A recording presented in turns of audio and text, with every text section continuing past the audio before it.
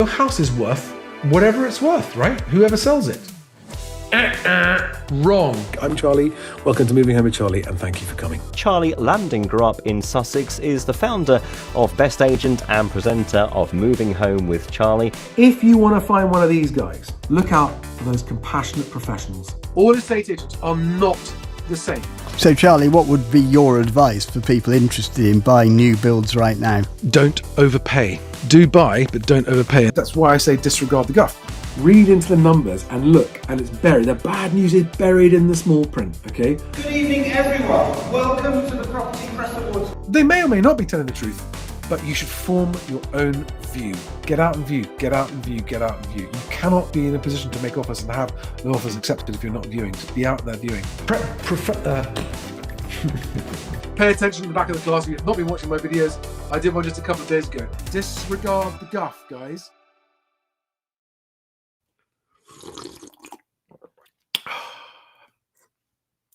I know it's childish. For some reason, it doesn't get old for me. Good evening, everybody. Welcome to another episode of Moving Home with Charlie. I am Charlie. Welcome especially to all new followers. This evening, I'm going to be taking wild guesses at what might happen to the housing market after this absolute shocker of a budget that we're coming up to. And just discussing it with you. And just hopefully the goal here being that those of you wondering what the budget might do and wondering how it might affect your move might be marginally less I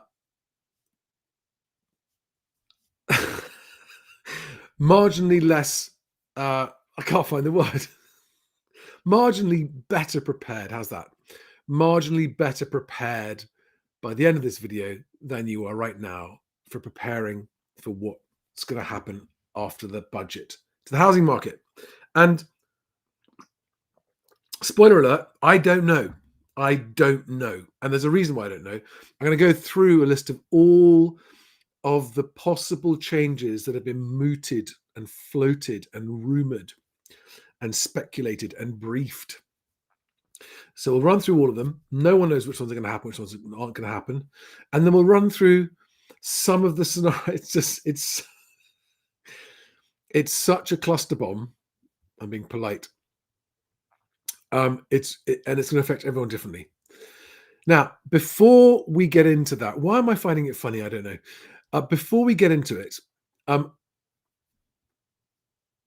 and part of what gave me the idea of doing this today was I had a paid video call today with one of you in a very interesting situation, selling and buying for life reasons, not financial reasons.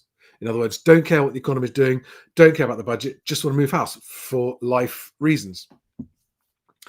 And it really sort of, actually from that person's point of view, it got me thinking about the budget and the timing of the budget and that kind of stuff. But also, that person made me realize that a lot of you don't know that this channel is a side hustle for me. Okay. And it's as big a surprise to me as anyone that it's become as popular as it has become. Across all the platforms, I get somewhere around about 500,000 video views a month, which is absolutely mind-blowing to me. And it's become quite influential. And I understand that I have followers and listeners from many places, celebrities and government and business and companies and stuff. And that's so cool. I would love to think that some of the conversations we have on this channel get into the thought process of some of the people making decisions about what's going to happen. But it is literally just me, no one else. I don't have any help. This is why it's always underprepared. This is why nothing's ever scripted. This is why there's never any editing. It's just me basically reporting on what I'm seeing happening in the housing market, because my day job is building and running the Best Agent project, the platform I'm building to try and improve the housing market, a proper housing market platform. That's why I'm working with conveyancing firms and brokers and agents and technology and portals and all that kind of stuff. And it's a very big project. And with that in mind, I'll put a whole video out about this especially, but I am looking for somebody who knows how to take a social media platform like this, like Moving Home with Charlie, that already has a big established audience and knows how to grow it. Because there's just no effort goes into growing this channel. It's just all completely organic. And the thing is that I don't have the time. I get invitations almost every single day, either to appear on other people's podcasts or for them to appear on this channel. I'm hoping to have someone as a live guest on a live stream soon who appeared in a recent Panorama talking about the housing market. I'm very excited about that.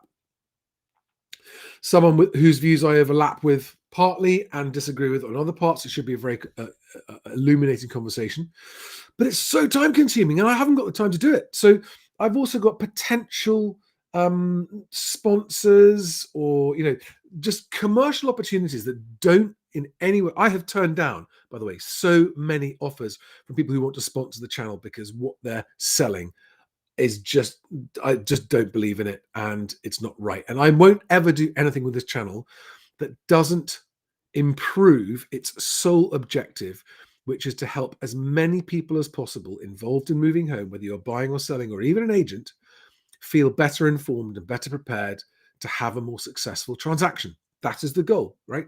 Every bit of content I put out is designed to help at least somebody be better informed after the video than they were before it, and therefore improve their chances of moving house. And so everything I do will be under that guise. But I get that there are so many opportunities and they're just completely missed at the moment. And if this channel grows, the sole objective is quicker, easier transactions. That's it. Quicker, easier transactions, because that improves social mobility. So if you're someone who thinks you know how to do that and you can work with an existing platform and go, yeah, I can take this. I mean, it already is pretty lucrative. From about half a dozen different relatively minor revenue streams that come into this channel, which weren't the reason that I did it, but even without trying, it's become reasonably lucrative, and I think it has enormous potential to do more than that. So anyway, that's enough. Yeah, if you're someone watching that knows how to do all that stuff, get in touch. I am a Steve Martin fan. That's correct. Right, should we get into it? If you've got questions, I'd love your questions that are specific to or related to the looming budget. And just before we get into, good evening, everyone. So we've got Peter Heddich, Sharon Smith, hi there. Malcolm, Nick Jones, The Actions Lax, Munza Baris, Sandra Anani, Valley 100, Anthony Keeley, Naida, hi there. Plant some Mandy Spangles, that's a new name. I'd remember that. Good evening, welcome if you're new here. Peter Heddich, Bomballerina, Jacek, Nick, Josephine Murphy, lots of you. Okay, and also I owe an apology. Last thing before we get into it, I owe an apology to everyone watching on TikTok. We are live streaming on TikTok at the same time as all of the other platforms, and afterwards the recorded version gets uploaded onto TikTok. But I have literally zero time to engage with my followers on TikTok, and there are so many of you, and I've got so many unread messages and comments and likes and all that kind of stuff. I physically don't have the time. The best place to interact with me, if you're watching this on anywhere else, the place that I am most interactive with followers is on X, simply because it's the easiest place. It's the easiest place to post stuff, reply to stuff, and that kind of stuff. So if you do want to engage with me, just sort of in terms of social media chat, X is the place to do it. Okay, this budget, how bad is it going to be? Actually, I'm going to just pull up one graph, which I posted today. It's this one. Let me share this on screen with you while I start talking about the budget.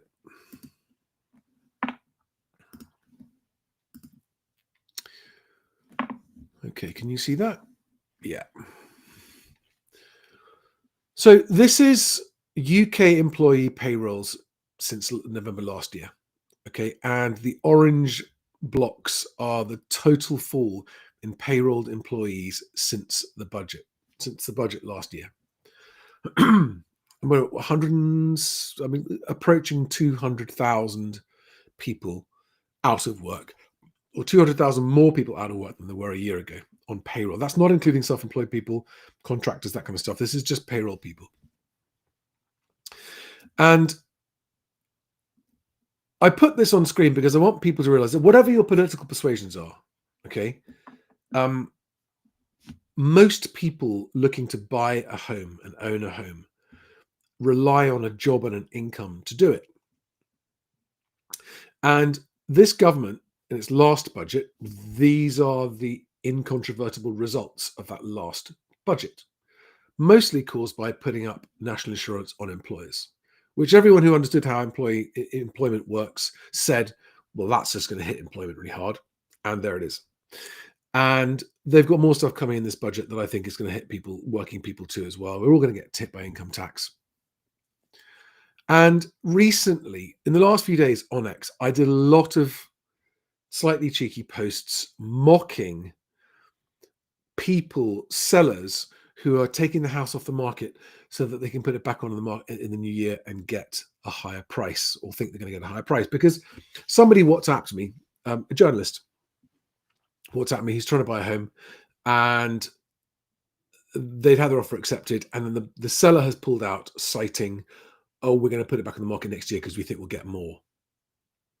Now, when you look at a graph like this, and there's 200,000 fewer people with incomes with which to buy a home, and you look at the state of the economy, where it's heading, and then you hear people going, oh, we think house prices are going to go up next year. I got a hard time. Someone on X started saying, Charlie, why are you pissing sellers off so much? Why are you mocking the sellers who think they're going to get more next year? Why are you pissing sellers off, basically?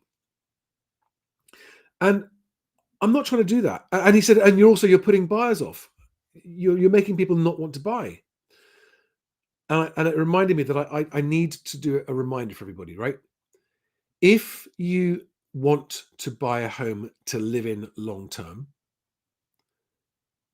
never wait. No matter what the market's doing, never wait. Okay? There's no point. I mean, okay, there's an exception now. We're up to a budget where the budget might change what's going to happen to certain properties, and I get why people are waiting. But if you don't care about the economy, if you don't care about anything else, you found a home you want to buy, and you're moving in to buy it and stay in long term, always buy, but no longer expect to make any money from it. I'm not trying to put people off buying. I'm really not. I want people to buy. I just don't want them to get rinsed and ripped off. I don't want people to overpay because they've been gaslit by the media on what house prices are doing.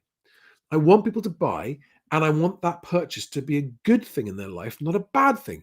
And when you buy a home that you don't overpay for, it's a good thing, assuming you like it, you want to live there, and you're happy there, and you haven't overstretched yourself. That's a great thing. That is a life-improving thing.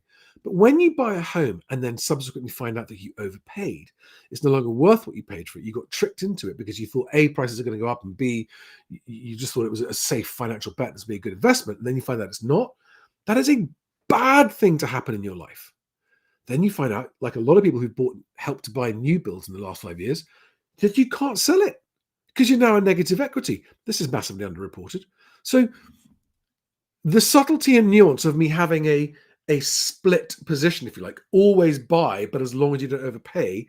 Some people struggle with that nuance. I mean, I don't think, to me, that's nuance. That's just, don't just blindly buy, which is what people have been doing, right? That's why people are in negative equity now, because they bought blindly. Headlines, parents say it's a good idea, friends say it's a good idea, bloke who works in the city says it's a good idea, investors, got a mate with the landlord says it's a good idea, everyone says it's a good idea. I'll just go and buy, and I won't worry about overpaying because everyone said it's a good idea. That's what I call buying blindly, right? Whereas anyone making a major purchase decision should be going, right, what if I get this wrong? What could go wrong? What's the worst case scenario? What if, what's the truth of what's happening? What are the cynics saying? And then go into it with their eyes open and purchase something where they're not overpaying. That's great. Okay. So that's my message. And the reason I'm talking, like, if this graph was the other way up, if employment was rising that strongly, I'd be saying something different. I would be saying whether or not it's a good thing, house prices would be going up under that scenario, right? Strong employment growth, strong wage growth. Yeah, guess what? History tells us that that feeds into house price growth, and they're extending mortgage lending multiples and mortgage terms, and we know that that also feeds into it. So I'm not just someone who enjoys clickbait doom mongering for fun. There it is in black and white and orange. What I've been warning about, what Stig's been warning about for a while, it's happening exactly as we said that it would. Because for anyone who understands how the economy works, you realize that this was inevitable. And for sellers, I'm worried about sellers in the same way that I worry about buyers who overpay and then live to regret it. I worry about sellers who don't sell, who turn down offers, thinking they're going to get more in the future, and then find out that that's not going to be the case. So my brutal piss taking of over optimistic sellers is intentional, because I'm trying to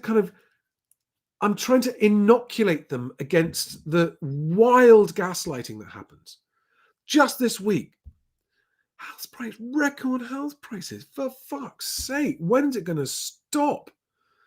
I mean, technically speaking, is Halifax's average purchase price of properties they've lent on the highest it's ever been? That's possible, but that doesn't mean that house prices are going up. And it's complicated, and I get it.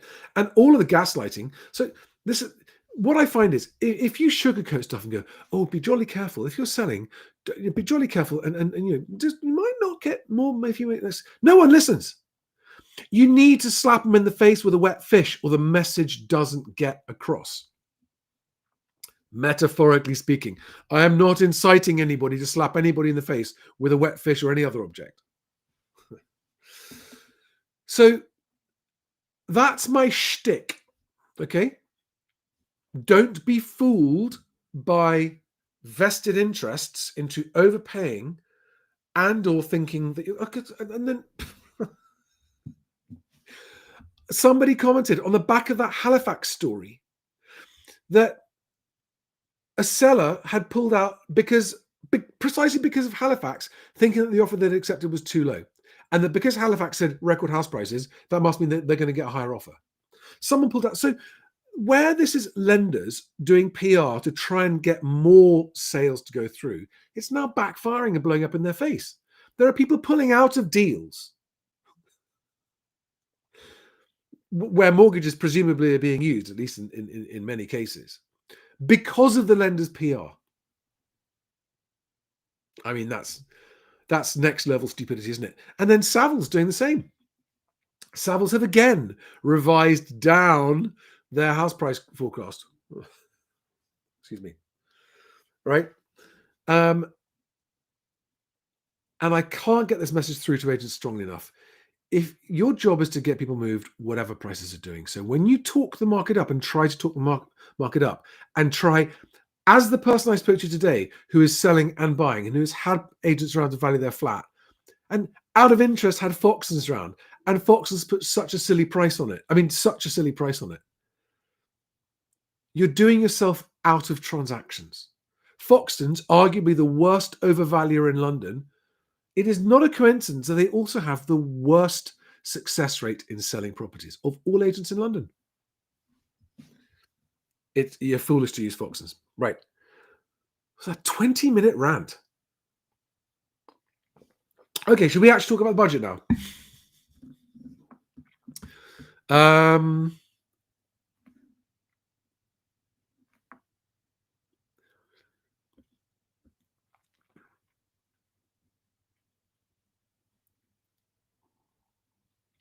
Just reading through some of the comments here.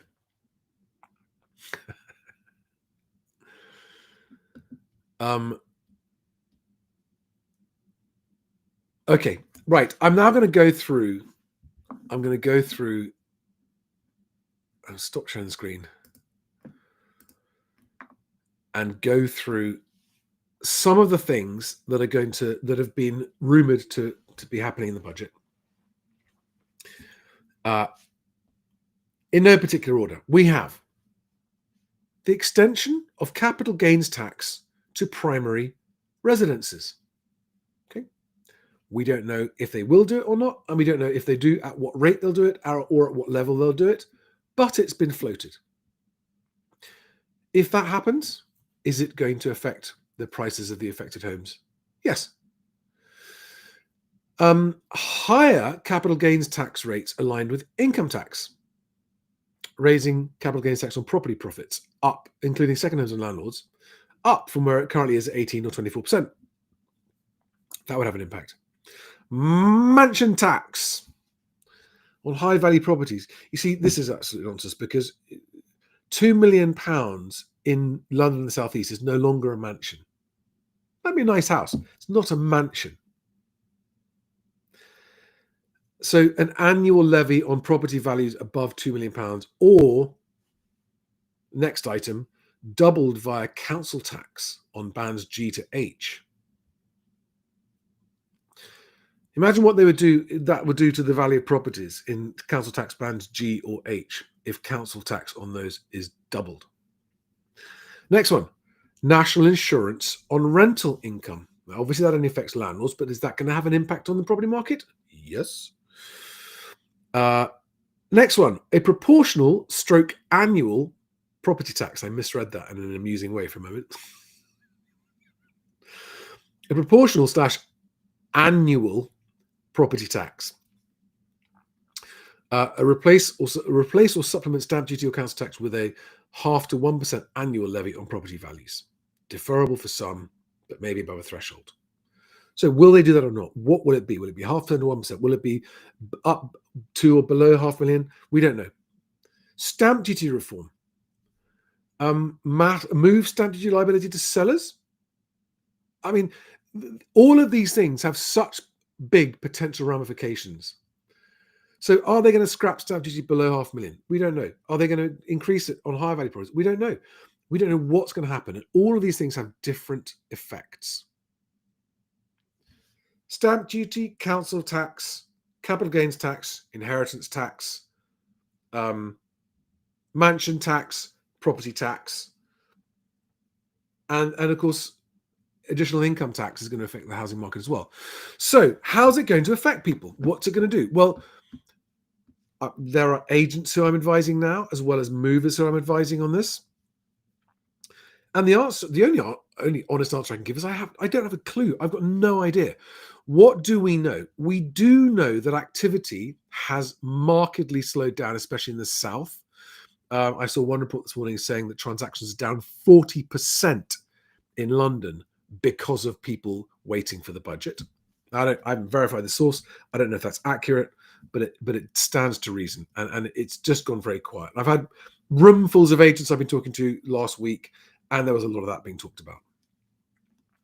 Therefore, once we have certainty of what the budget measures are, it is reasonable to expect that activity will pick back up again, just because of the backlog of people holding back and waiting on buying and or selling. So it's going to get busier. Whatever it does or doesn't do to prices, it's likely to get busier. Okay? Because of all the births, marriages, deaths, divorces, and job relocations that have to happen, the people are slowing down. I think there's going to be, and this is just wild speculation on my part, but I'm expecting there to be a horrible spike in renegotiations happening.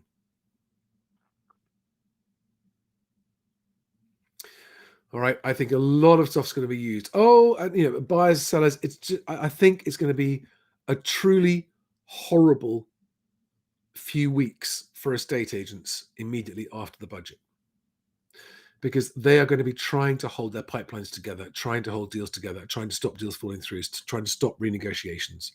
It's going to be, I think, really ugly. More in the south than the north, because the other thing that I expect to happen is that it is properties above £500,000 that are going to be more affected than properties below £500,000. I think that's what's going to happen. Okay. Now, how's the budget going to affect you if you're a leaseholder? How's the budget going to affect you if you're a freeholder? How's the budget going to affect you if it's a flat or a house or terraced or semi or detached? We just don't know. Okay? We don't know. If you're just selling, it'll affect you in ways that if you're selling and buying, it's different.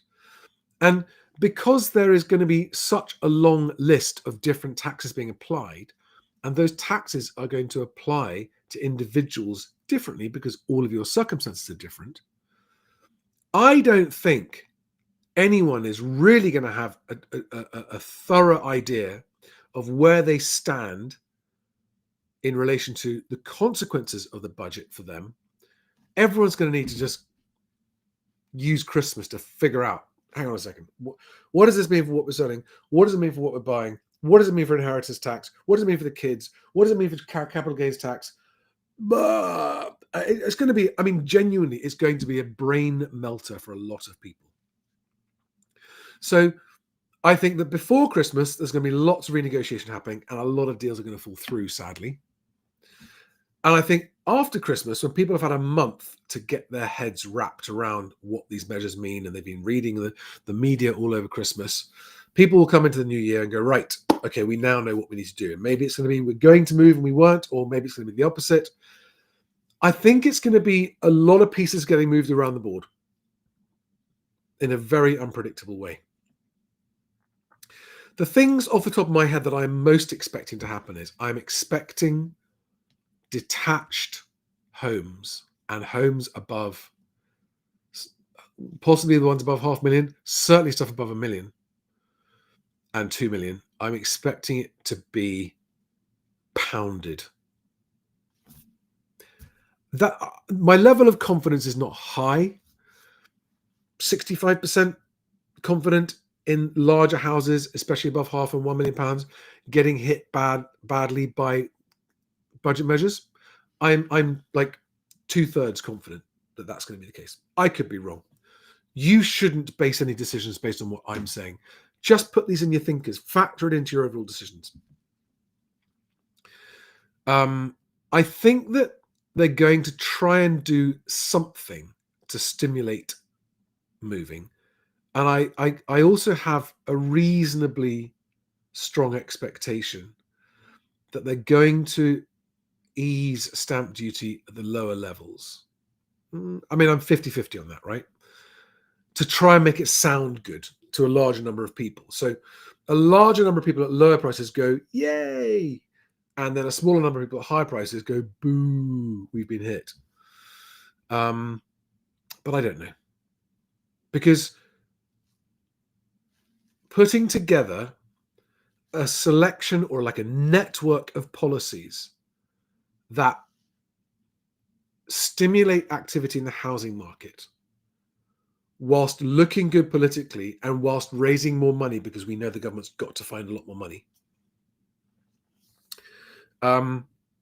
would be complicated even for the most competent and skilled government. But this government is making the Tories look good. I mean, that in terms of competence, ability to plan and execute things, I've never known a less competent government than this. That's not a political observation. That is a functionality observation. It is, does this government function well? Does it get stuff done? Yes, they've got a couple of things done. Some of them were already in motion. They're going to claim that the Renters' Rights Act is all them, and it wasn't. You know, that was 80% the Tories and 20% Labour. But they've done it. It's over the line. That's going to happen now. But this is complicated. And whatever they do is going to disrupt some people. The worst case scenario is it's so poorly thought through that it actually creates worse conditions for moving. And I don't mean about price. I just mean actually the costs of moving, right? That's my greatest fear. My greatest fear is that the budget does something where they've tried to be clever and creative, but they haven't thought it through, and it has the unintended consequence of actually hurting transaction volumes. That's the worst case scenario.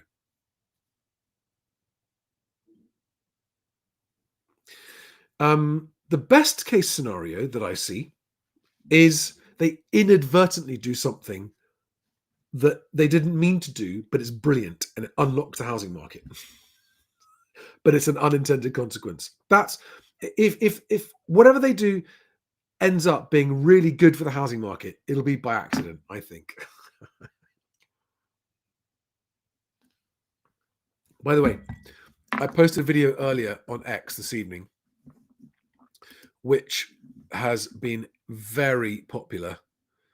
I'm not going to play it now. I mean, I'd love to play it because it's brilliant. Oh, I am going to play it. Let's play it. It's just too good. It's too. Hang on. Right, I'm going to play this. It's 2 minutes, but it's a beautiful 2 minutes.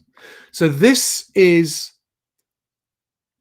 Conservative MP Steve Baker just after he's lost his seat at the last election, talking to the former Conservative Chancellor George Osborne and Ed Balls on Good Morning Britain. I want to get this nice and big for you. It's just great, I think. You ready? Okay, let's hit it. You got it wrong too. In the end, I got into politics over 3 matters: that your government rode an enormous credit boom within which the money supply tripled, leading into the global financial crisis, a massively manufacturing injustice, a sense of injustice which has led to many of our subsequent troubles. I got into politics because of extraordinary rendition, our complicity in it, in torture, which you were party to. And I got into it because your party brought forward the Lisbon Treaty to avoid having a referendum on the Constitution for Europe. And if only you'd had a referendum on the Constitution for Europe or the Lisbon Treaty, we'd never have got here, Ed. So, you know, I'm happy to debate you any day, but I prefer... Goodness me, Mr. Baker, I have to say, you know, it's 2024. You've just lost your seat in your constituency. You've sort of thought of 3 different things which were all happened over 17 years ago. Are you maybe in denial? Well, no, not at all. I mean, you know as well as I do that these big treaty changes with the European Union, and indeed the monetary system post-Bretton Woods, is 50 years old, it's now breaking down. And I'm afraid you and George are as bad as each other on this particular score. Neither of you ever really understood monetary economics. And I've wasted a lot of breath in the House of Commons trying to explain to George in particular what was going on and the kind of injustice it was manufacturing. Well, much good did it do, everybody. And now with the nation seething with a sense of injustice, economic injustice, of course they are. They can't afford house prices if they're young. Why? Because cheap credit was pumped into a housing market in which supply was constrained by planning laws about which neither of you did anything. So, you know, at last, as I say, I'm free, thank God. Go on, Mr. Baker, tell us what you really think. Oh, I'm glad to, yeah. What I'm do you happy think? man. Okay. But not for those staff, not for the 1,000 staff who've lost their jobs, Yeah. and not for the country, which is now going to have an absolutely miserable time under a Labour government, which, by the way, candidates have said that austerity, George's austerity, was a choice. Well, I always accepted it wasn't a choice, it was necessary. But what we're now going to find is poor Rachel Reeves, who seems to look more miserable every time I see her on TV, is going to have to do austerity. And she's going to have to do austerity with these Labour MPs who all told the public it was a choice. It's going to be an absolute circus. I think you got it wrong too. There you go. I mean, I have no opinions about that guy, but that was a pretty incisive, piercing speech and a commentary on why people can't afford houses, why the economy is stuffed, and he's blaming his own party as well as Labour. He goes back to the beginning, and it's, yeah. Anyway, I think you know, at the end he was actually spot on. Right, that was 18 months ago, nearly, and it's playing out just like he said it would. Right, questions. Do we have any questions from you guys?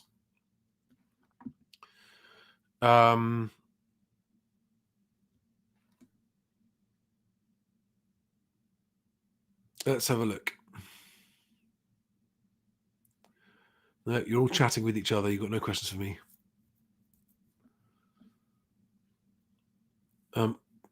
Admins Park said, can't afford to move, pay per mile charge coming. Okay.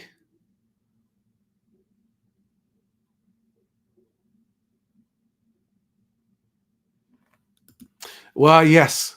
So Britain, Swiss, I assume that means you are a Brit expatriate in Switzerland. I think, Charlie, the key question is, what will the markets think of this budget and the public reaction? Also, there is now the added instability as the party seeks to overthrow Starmer. Yes. I forgot about that crowning turd that the Labour Party is treating us to, looking like a very, very shaky leadership situation just as we go into this budget. The conditions exist for a total political meltdown after this budget. I'm not saying it's going to happen, but the conditions exist for it to happen. And if you remember the circus, the Tory circus of swapping prime ministers like swapping underpants, it's shaping up to be even worse than that. And I think we all have every right to be extremely frustrated and angry if that happens. Because whatever else they were or weren't voted in on, Starmer promised stability and grown-ups being in charge. And whilst we were in a pretty dire state when the Tories went out of power, nobody disputes the fact that the British economy is now in a much worse state than it was when Labour got into power. It was already bad. Alex and I go back to 2022, 2 years before that election, saying it's bad, it's going to get worse, it's going to keep getting worse, it's a slide. But it's much worse now. Unemployment's up at 5%. And by the way, that's a joke number. It's much more than 5%. The way they count it now is different to where they used to count it in the past. It's much worse than 5% unemployment. And so we're heading into a budget. We already have an economy that's on its knees. And this Labour government doesn't understand the concept of the Laffer curve and the concept that once your tax raises, the people who pay tax, which is people, right? Remember that. All tax is ultimately paid by people, not companies. Okay. Company taxes that are paid come out of the company's revenues that are paid for by their customers. So ultimately, it's always people earning money that pay tax.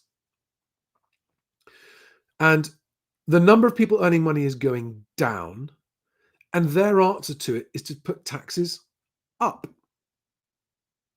And basic arithmetic, I mean, the simplest arithmetic tells you if there are fewer people earning money, a lot fewer people, yes, wage growth is there. Well, wage growth is even in real terms, it's up, but the number of people earning it is going down. Taxes continue to increase because they've still frozen the income tax thresholds. So that's a stealth tax increase happening all the time. You're taxing a shrinking work base, right? So the base of people who are producing tax for you is shrinking. Their disposable income that they spend that generates VAT is shrinking. And the answer is to tax them more. Like, to me, this is 11 plus maths. You've got a cake of people producing economic activity, and that cake's getting smaller. But you've got people who need to eat the cake, and there are more of them. And the people who need to eat the cake need more cake, so they're now going to eat the cake faster. The cake that's already getting smaller is now getting eaten faster. What happens to the cake? Until they stop so many people eating the cake, until they massively cut the number of people feeding off the cake and allow the size of the cake to start to grow again, we are, to choose my words and use a technical term, absolutely fucked as a country and as economy. Also, one of the reasons that the cake is getting smaller isn't only because people creating very large parts of that cake, in other words, the richest people, whether you like it or not, the rich people pay more tax than median income earners, right? The people putting the most cake into the cake are leaving the country in increasing numbers, taking that cake growth with them, right? So the cake's going to shrink faster because they're not there. And as the Financial Times reported, newly arriving ambitious cake makers are leaving the country before they even become wealthy, before they even start generating income tax to make the cake bigger. So we're losing the biggest cake makers, and we're losing the new, young, fresh crop of cake makers, the most ambitious ones who want to earn the most, who would be paying the most tax. They're all leaving. Not all of them, but they are leaving. And that's accelerating the shrinking of the cake, whilst the government eats the cake ever faster with public spending. There is no way out. And by the way, the people who lend the government cake, right? The bond markets who lend the government cake but expect their cake back and eating it, right? They want to have their cake back and their interest, aren't happy to keep lending the government any cake if they see the source cake getting smaller. Is this making any sense? Has that helped? Or have I just confused things? Yes, I do have a roll up. This is one of those really lovely merino wool. It's just so nice, and I like it, and I don't care. It's got a hole in the shoulder.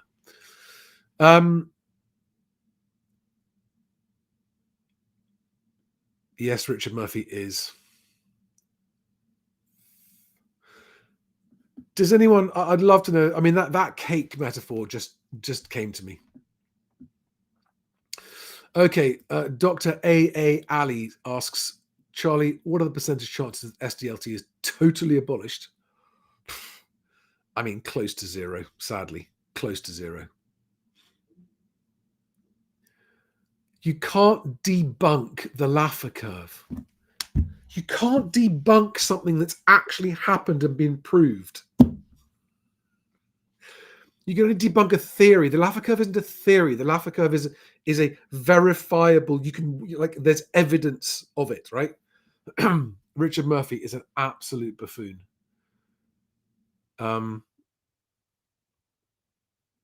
Yeah, Britain Swiss says that the added stealth tax is 4% inflation, double the central bank target. Yep.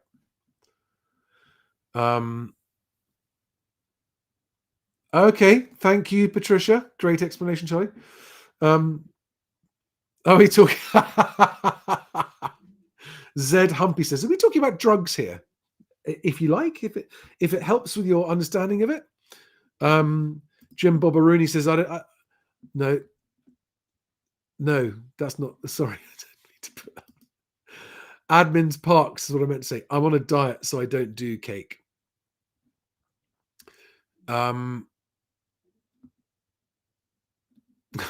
Flesh Morph says, I'm feeling hungry now. Victoria Helm says, it makes total sense, but maybe not to Reeves. No. So that's interesting. Yeah. So how do we use the cake metaphor to describe Labour's approach to running the economy? I think the best way to do this is, well, the rich have been hoarding all the cake, and we're going to tax them to get it back. Failing to understand that the cake has to keep growing from its roots, not from stealing cake from other people who got it and putting it back in the middle. It doesn't last. That's not a sustainable way to keep the cake growing.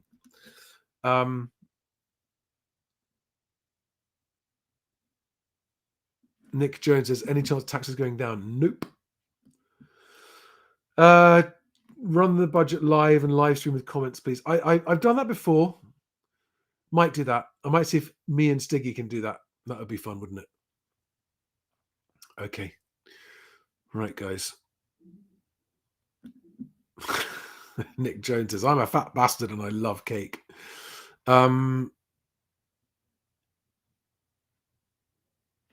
Yeah. I do despair of the lack of understanding of how an economy works amongst, basic verifiable stuff. I really worry about the number of people, especially younger people, who clearly have no clue about how an economy works from a mechanical point of view. There is no source of economic growth other than the private sector.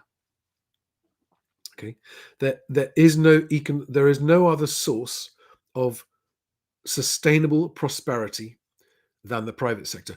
I'm not saying that's a good or a bad thing. It's just a fact. Why is that?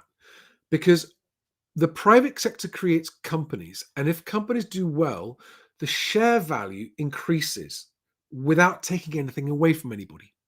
So that's what wealth creation is. Wealth creation is a literal phrase, okay? It is creating wealth out of thin air, not by taking it from other people's pockets. Do some companies exploit workers? Yes, separate point. It doesn't mean that wealth creation automatically is exploiting workers' rights. It's not true. So someone said to me, because I said all taxes are paid by people, and someone replied and said, well, yes, and all wealth creation is paid for by people. In other words, the government takes taxes from people, the rich are taking money from people. And I had to point out, no, for tax to increase, it's got to be paid by somebody. But for a share price to increase, a share price can double overnight on a piece of news. And when it does, the people who own those shares have just literally seen their wealth in those shares double overnight. It hasn't taken anyone else's wealth away from them. It's not a zero-sum thing. When you create a profitable private company, the share value in that increases. People think that Musk's pay package, his $1 trillion pay package, is payment in money, and it's not. They're not giving him any money. They're giving him stock. He doesn't get a salary, so he only gets shares if he makes other people's shares more valuable. Okay? And this is why it's a mistake to think it's a bad idea. Whether or not you think ethically someone should have that much money or not have that much money, he's not being given that much money, right? He will be earning that much wealth that might be measured in money, but he's not being given money. He's being given an asset only if he's made millions of other people wealthier by creating higher value in the shares. They're not taking that money from anybody. And for him to achieve that $1 trillion target, it will necessarily involve the creation of more economic activity, more jobs, and more share value. Literally nobody loses. And then when he spends that money by starting up some other harebrained, wacky company and creates more jobs, it creates a benefit, right? This is objective truth. This is not an opinion. And it's what's so worrying that people don't understand that if you want, as someone who's just very happy to go and get a job in a company, get a salary, get your salary, use your salary to pay a mortgage, have a home and have a life, your prospects, your chances of getting that job and the chances of that job being well paid and growing rely entirely on private enterprise. I'm not saying that the private sector isn't full of fucking fraudsters. It absolutely is. There are plenty of fraudsters, but the fraudsters exist in government as well. They're everywhere. Humans have a percentage of fraudulent people among them, wherever you put them. Okay? It's nonsense to suggest that all fraudulent people exist in the private sector and none in the public sector. That's patently not true. And so I really worry that because the growing populist view seems to be we're never going to be rich because the rich people are rich, is provably and mechanically a false assumption. And it's worrying that people are coming out of university not understanding this. Okay, the public sector doesn't create any wealth. It uses money that it's taken in taxes and spends it. Right? There's no shareholder value created. There's no innovation. It's just take money, spend it. Take money, spend it. It creates economic activity, but it can only create that economic activity by taking money from people who've already earned it. Now, An intelligent government will use that money and invest it in resources that do create the conditions for private enterprise to flourish and for more wealth to be created. Okay? But I can understand why, if you mistakenly believe that you're never going to be rich because rich people, and you don't understand why, but just because rich people exist and that's their fault that I'm never going to be rich, which seems to be the popular view. I mean, yeah, you're right. If that's your view, you're never going to be rich, because if you attack the source of wealth and job creation, what are they going to do? They're going to jog off to other countries, aren't they? Self-harm. It's a bit like estate agents overvaluing. Yeah. Agents want to make money selling more houses, and they sell less houses because they overvalue. It's a bit like that. Who have I pissed off? How many people have I upset with this?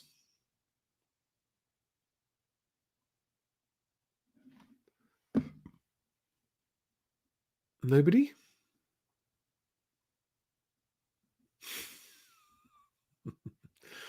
Yes, I might well have Guinness too. Did you know that the Chancellor, so Admin Park says, have a couple of Guinness pints pre-budget. That's the only way you can give your true reactions to statements read out.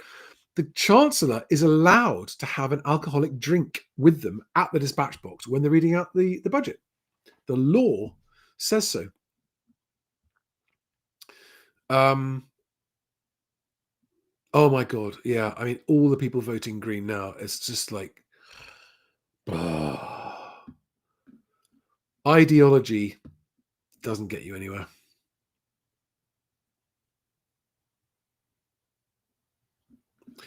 Mike says universities are the biggest mis-selling scandal with their worthless degrees. I agree. That little ramble wasn't a political one or an ideological one. It was I've been in the money markets, and I've been in business, and I've started companies, and I've successfully grown companies. I've sold stuff. I've also had companies that have gone bust and failed. And so I just understand the mechanics of where prosperity comes from. And prosperity is what we should all want, right? And prosperity is what everyone wants on all political parties, right? We all want prosperity. No one disagrees about that. There is only one source of it. And that's what I want to try and get out there.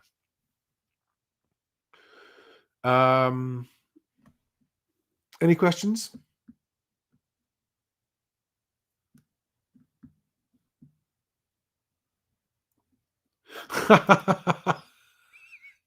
Keith Pierce 1000 says, so cheer us all up and give us your worst case scenario. There's nothing funny about the worst case scenario that could happen. The worst case scenario is from this budget is that the unintended consequences are so much worse than anyone expects, and the compound effects of all the bad policies result in a complete economic collapse. There are people who think that is the plan, and that's how they force digital IDs and digital currency on us. I don't know. But I really worry, because we've already got hundreds of thousands of people losing jobs, and that's only going to get worse. And the reason that I am supremely confident that is the case, I could be wrong. I know I could be wrong. But I am supremely confident that it is almost a mathematical certainty that is the case, is because despite seeing a year of their policies having the opposite of the intended effect on jobs and the economy and employment, they're going to double down. Right? And as Steve Baker just said, Rachel Reeves is about to find out that she's got no choice but austerity, because the markets won't let her do otherwise. In other words, yeah, the markets are going to say, you've got to protect that cake. You can't kill the cake. Otherwise, the bond lenders will be worried about getting the money back. Nick Jones says, so if Rachel Reeves has alcohol, she might create an economic boom. That would be nice, wouldn't it? Rohit Deshmukh, I think that's pronounced. Forgive me if I'm wrong. Says, question, Charlie, do you think this budget is going to have an exit tax? It's rumored to be 20%. I think of all the stupid policies I've heard floated, that one is the crowning turd. Because, and there have been very wealthy overseas investors saying exactly this on the internet. If she does that and puts a 20% exit tax on, she will immediately cut off the flow of investment from outside companies and outside individuals that want to invest in the UK. She will kill inward investment from outside the country. Okay? So it will also be putting off anyone from starting a business that's based here, right? I have businesses. I am an owner of businesses in 3 countries: here, Norway, Portugal. And, you know, it's like whether or not you're planning to exit, you like to have your options open. So if you've got options, are you going to place your wealth creating business in an economy where there's the potential of you having 20% of it taken away if you decide to change country? Or are you going to put it in another country? I mean, there really isn't any other word for to describe Labour's understanding of business. It's just plain stupid. K-Art says Labour will not tax the rich, they will tax the average to middle class worker. I agree. I think they'll do both. They'll do both. Bomb Ballerina says general election and a reform party winning is the only way to save the housing market. It's far too early to see what a reform government might look like. It's far, far, far too early. It was. We don't know exactly what's being offered yet. I think Labour is going to be more dead after this election than the Tories were after the last one. That's for sure. Now, and when that happens, you will understand why I said before the last election, vote anyone but Tory or Labour. Let's start some kind of change sooner rather than later. Roni Bomick says, Charlie, do you see a credit crunch by next year and a major job loss followed by double-digit inflation hitting UK with bond market crash and exponential jump in revenue to service the debts and collapse? Let's take that one piece at a time. I know that the conditions for a credit crunch have been growing. That doesn't mean I think there's going to be one, but the risks of one are definitely climbing. There's been a lot of talk about debt linked to AI investments collapsing being a bigger problem for the global credit economy, the global credit markets, than the 2008 financial crisis was, because of the sheer trillions that have been pumped into AI businesses and startups.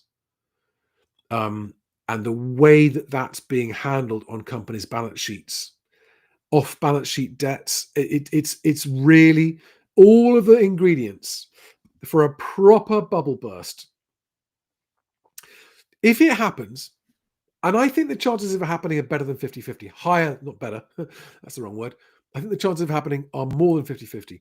If the AI bubble bursts, then what we could see would be a bit like the dot-com bubble bursting in 2001 plus the financial crisis in 2008 combined. That's what they would expect.